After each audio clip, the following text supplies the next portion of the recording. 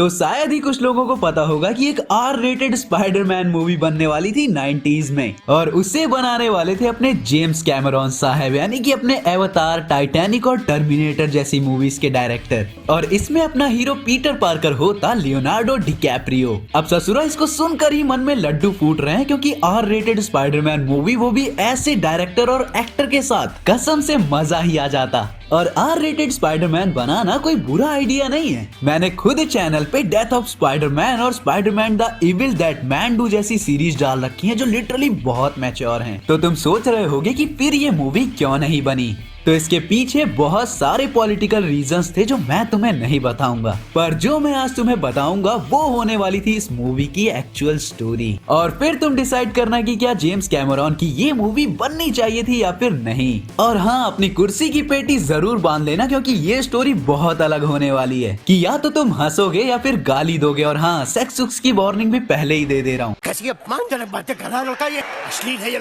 तो hello Webtastic fans, मेरा नाम है सत्यम मिश्रा और तुम चाहो तो मुझे प्यार से मिस्टर वेब भी बुला सकते हो। तो समय को सराखों पर रखते हुए चलिए शुरू करते हैं। तो इसमें पीटर पार्कर की ओरिजिन ऑलमोस्ट सिमिलर होने वाली थी राइमी वाले वर्जन से। यहाँ तक कि ऑर्गेनिक वेब्स का आइडिया भी ओरिजिनली इसी स्क्रिप्ट का था।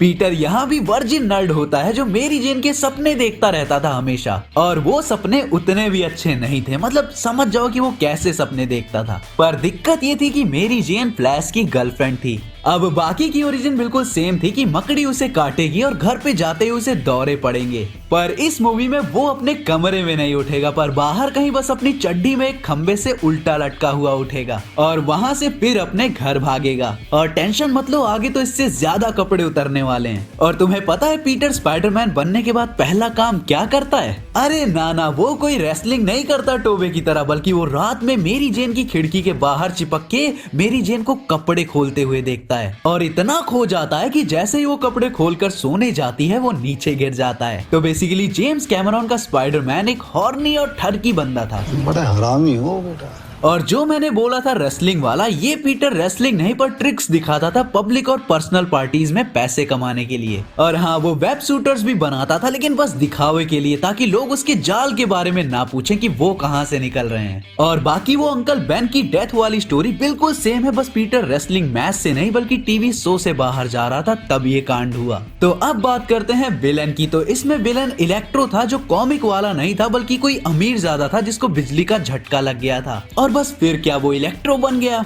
इसके पीछे लिटरली कोई साइंस नहीं थी, पर वो किसी को टच नहीं कर सकता था क्योंकि शॉक से वो मर जाते। पर जब उसकी असिस्टेंट उसके सामने कपड़े खोलती है तो वो वेट सूट पहने हुई थी। वो बोलती है कि उसको मारे बिना वो सेक्स ऐसे ही कर सकता है, पर इलेक्ट्रो बोलता है कि ना, तू सूट खोल दे। और उस बेचारी को बात माननी पड़ जाती है। फिर इलेक्ट्रो उसे ऐसे जोर से किस करता है कि वो सही में बिना कपड़ों के मर जाती है। फिर इलेक्ट्रो को नया पर्पस मिल जाता है, वो बैंक के पैसे अपने बैंक में ट्रांसफर करा लेता है। अपनी पावर से सैंडमैन, जो कि कॉमिक वाला नहीं था, उसे अपना नौकर बना लेता है और उसे स्पाइडरमैन के पीछे भेजता है कि उसे टीम में शामिल करवा या फिर मार दे। पर पीटर बचकर निकल जाता है। स्पाइडरमैन यहाँ पर रॉबिन हुड जैसा था, जो क्रिमिनल से लूटता था और गरीबों में बांट देता था। फिर तुम्हें वो सीन तो याद ही होगा जब स्पाइडी मेरी जेन को बचाकर उसे किस करता है। वेल, यहाँ कुछ अलग होता है। स्पाइडी मेरी जेन को बचाता है, उसे झुलाते हुए ब्रिज के ऊपर ले जाता है, वहाँ अपना मास्क आधा उतार के उसे किस करता है और फिर मेरी जेन को अपने जाल से बांध कर सेक्स करता है।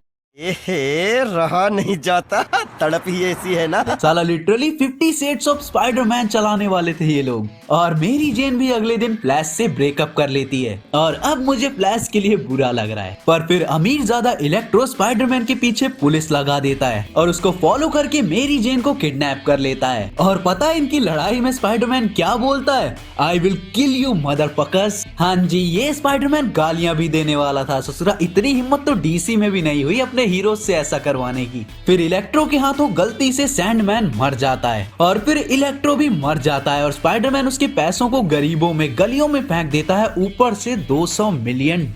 फिर मेरी जेन के सामने पीटर का राज भी खुल जाता है। दोनों कॉलेज में पहुंच जाते हैं, डेटिंग करने लग जाते हैं और पीटर फ्लैश को भी कूट देता है। और पता है इस यूनिवर्स में सबसे इंटरेस्टिंग चीज क्या होने वाली थी? अपने टर्मिनेटर वाले अर्नोल्ड ऑटो ऑक्टेवियस बनते आगे जाकर। साला ऐसा ऑक्टेवियस हो तो स्पाइडरमैन पहले ही हीरो बनना छोड़ दे। तो अगर ये एजी, वाहियात और कतई 50 शेड्स ऑफ स्पाइडरमैन वाली फिल्म बन जाती ना तो स्पाइडरमैन आज इतना पॉपुलर ना होता फिल्मों में। पर तुम बताओ कि अगर ये मूवी बनती तो तुम्हें कैसी लगती? पर्सनली मैं तो देखना चाहूंगा। अब अगर ससुरो तुम ठरकियों का भी जवाब हाँ है तो कमेंट में release the James Cameron cut जरूर कमेंट कर देना। तो गाइस मैं मिलता हूँ फिर किसी और धमाकेदार वीडियो के साथ, तब तक के लिए बी फैंटास्टिक।